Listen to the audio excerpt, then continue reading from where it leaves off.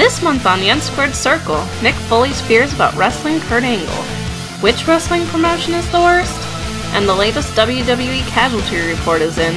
Here are the hosts who find it all so you don't have to, Bobby Black and Wrestling White.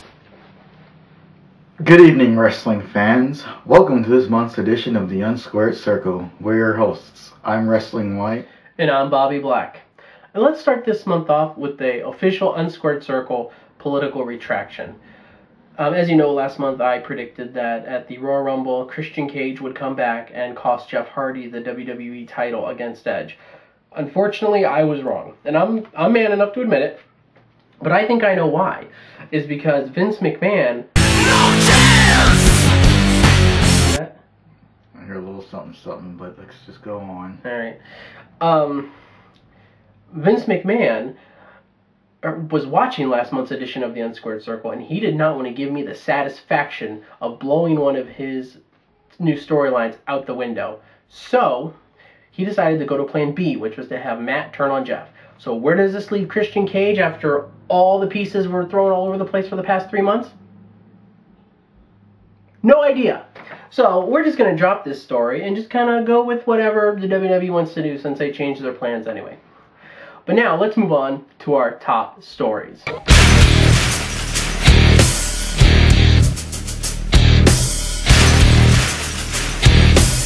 In today's top stories, in the latest effort to cut up to $20 million from WWE's budget, there were massive layoffs this past month in Stamford, Connecticut. Here is an updated list. 10% of WWE's 600-person staff, including several longtime managers as well as members of WWE's television production and WWE.com divisions,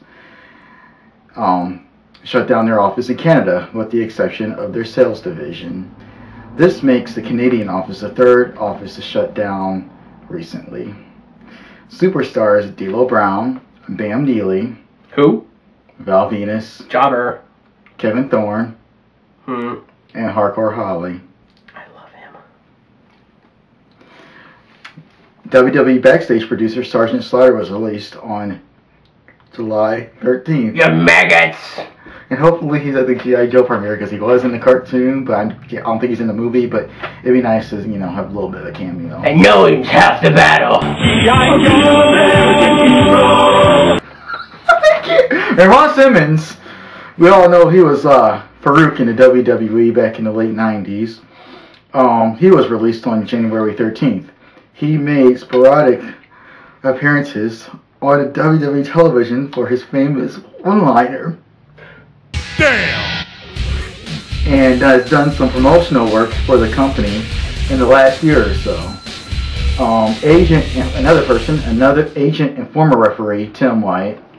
ECW referees, Jimmy Corderas, Mike Posey, and Kevin Keenan. Developmental stars, Gavin Spears and Mike Krill. They probably wouldn't have done well anyway. Vince McMahon's 2 limo drivers. That's even sad that even limo drivers are being laid off. Well, Vince McMahon had to lay 2 out of his 5 off. Oh, that's right.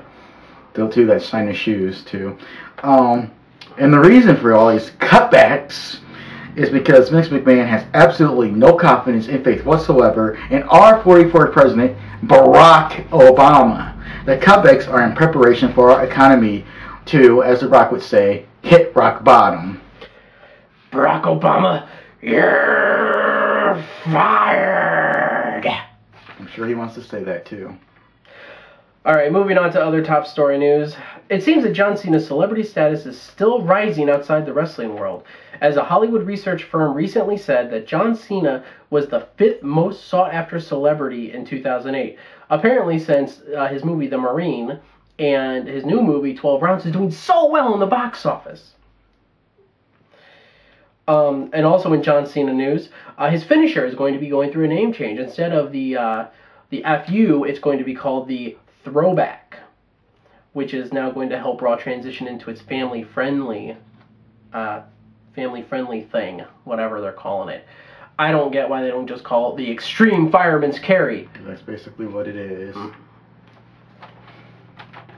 As reported earlier, Harry Waxman of the U.S. House of Representatives from California's 30th District issued a report on the steroid problem in professional wrestling this past month. In last month's report, it was revealed that 15 of the 60 TNA wrestlers who were tested for drugs in January 2008 actually tested positive for steroids. Additionally, 11 other TNA wrestlers were tested positive for various other drugs. So 43% of the roster were on drugs. Brian Kendrick's on his way to TNA. This time last year, yeah. Alrighty, more TNA news. Jeff Jarrett and Booker T got into a heated argument this past month at an Impact television taping.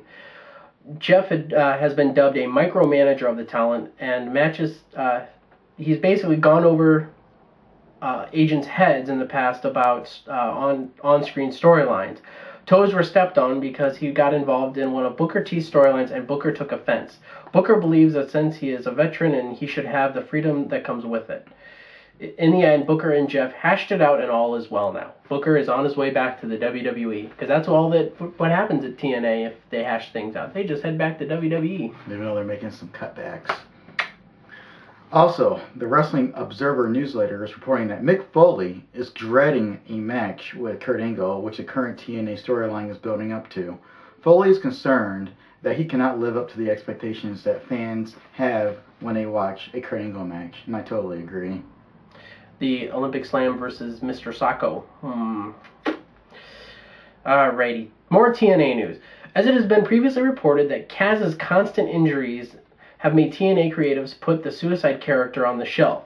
But according to a source, TNA is considered in a joking atmosphere that they could give Christopher Daniels a shot at the character and make him lose the next Feast or Fired match. This would be Daniels' third Feast or firing in a row, as of course he lost the first Feast or Fired, and then he lost as Curryman.